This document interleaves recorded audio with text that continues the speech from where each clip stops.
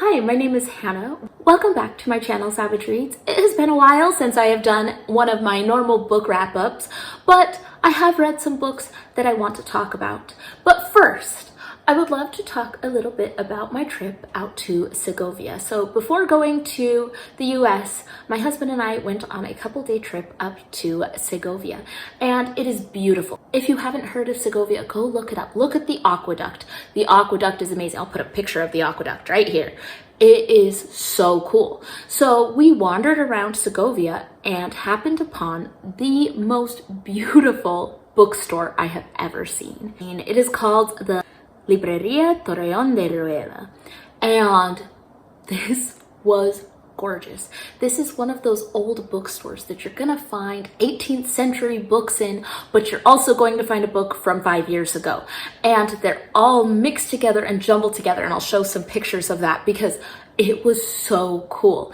It's one where you don't want to go into the bookstore looking for something specific. You want to go just looking, and then you'll find so many treasures. We found old science books that had the students' notes written all in the corners. We found some beautiful artwork, just the most amazing books. It was so fun to look at. So we did buy two things. We didn't buy any books on that trip, sadly, mostly because I have no idea where to even start. There were a lot of cool things, but what do you even do? Where do you go in a bookstore like this? But we did find a beautiful print of Segovia that we are going to frame and hang up. And we also found a bunch of historical magazine clippings. We bought a magazine clipping that was a picture of Girona from the 1800s, and it's an actual magazine clipping from then. So I highly recommend, if you ever travel Spain and you happen to stop through Segovia, go search out this bookstore. There were so many shelves, and it felt like you could turn the corner and be in a completely different world.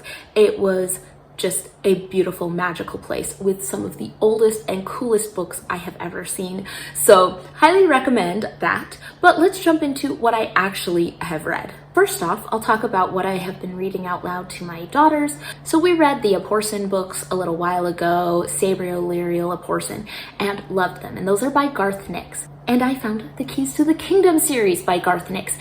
And I remember really liking these as a kid.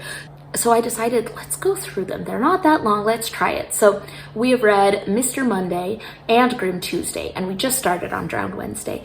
And Mr. Monday had something kind of magical about it. It was really good. I really liked it. It doesn't quite hit Sabriel, Lyriel, Aporson level, but I thought it's really imaginative and really fun. The Grim Tuesday did a good job. It did well enough that I am going to keep going on the series. It didn't quite have the same magic spark as Mr. Monday, but I think that the series as a whole is going to be a really fun one to read.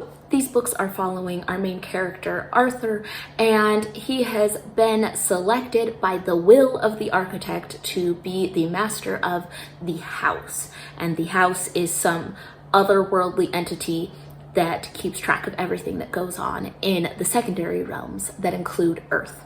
And each of these books takes place on a different day, and each day is embodied by a person that is in charge of parts of the house. And Arthur has to encounter or defeat each of these 7 days. Now the days all embody one of the different 7 deadly sins. So you have Mr. Monday, who is very slothful, and Grim Tuesday, who is very greedy, and we will see what happens in Drowned Wednesday. But all of the stewards of the different areas of the house have become corrupt. So I like the premise, I'm enjoying them, and we'll see how we do. So my daughter, who is 9, really got into the Phantom of the Opera. She found an abridged copy and read it and thought, this was great, but I need more. So we went to the library and she checked out the full unabridged Phantom of the Opera by Gaston Leroux. And she got it in Spanish. And she said, Mom, you should read it with me. Now, I'm too lazy and I did not read it in Spanish. So she read the whole book in Spanish and I read it in English. But we read it at the same time. We kept up chapter by chapter and got to talk about it. And this was fine. I don't know if I feel like this is saying enough about humanity that it should have been a classic for this long, but I guess it's a classic story at this point. For the most part, I enjoyed the book. There was a lot of very Freudian type stuff in the book, which honestly I find a little bit annoying. Okay, yeah, the Phantom just needs a mother and Christine just needs a father. I get it.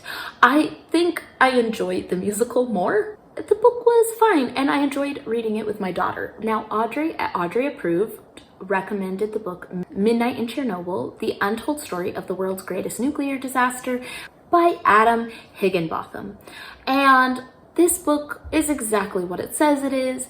It is a very in-depth look at not only the nuclear disaster, but a lot of the circumstances around it that allowed it to happen and the consequences of the nuclear disaster. And so I thought it was a really well done book. It gave me a lot of background that I didn't know before and helped me understand that small slice of maybe some of the politics surrounding the time and area and how they might be affecting the world today. And so I really think this was a good book. Highly recommend if you want to know more about Chernobyl, because I do think this is one of those books that was very thorough and will give you a very rounded out and accurate view of what happened in this disaster. Now, this next recommendation was from the channel A Cat Bite, and this is Sorcery of Thorns by Margaret Rogerson. So this book is following our main character, Elizabeth, and she has grown up in this library. And the library is not a library that we know. It's filled with these magical books, and sometimes these magical books go bad and start attacking people, and she knows that sorcery is evil, but she has grown up in this library. And when she is implicated in a crime that she does not commit, she is taken captive by a sorcerer to face justice. It really changes her perspective on what sorcery is, and her and the sorcerer have to team up. I thought this was really inventive. The whole magical books thing was really fun. How the magic system and how it was set up with the demons was really cool. I thought the romance was fun and believable. I don't think there was anything in this that was very in-depth that made me think about the state of the world, but that's not what I wanted. It was a great summer read, very light and fun, and when I got to the end, I just felt like, oh, I just need it to keep going. I need a little bit more. So I went and read the little novella sequel, which is Mysteries of Thorn Manor.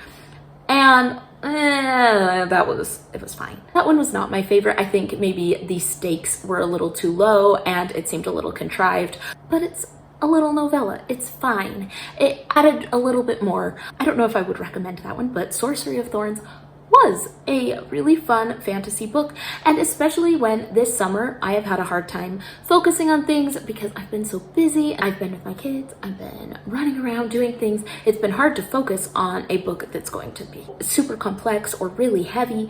This was a perfect summertime read for me, so I'm really glad I picked it up. And those are a few of the books that I have read while I've been away. I'll be back soon. I have more books that I am excited to talk about, and I have more books that I need to read. I have a whole stack of books that I'm really excited to revisit from my childhood. As always, I also have a TBR that never seems to end or dwindle. But if you have any thoughts on these books, let me know in the comments down below, and I will try to make videos a little more consistently going forward. So thank you for watching, and I will see you all on the next one.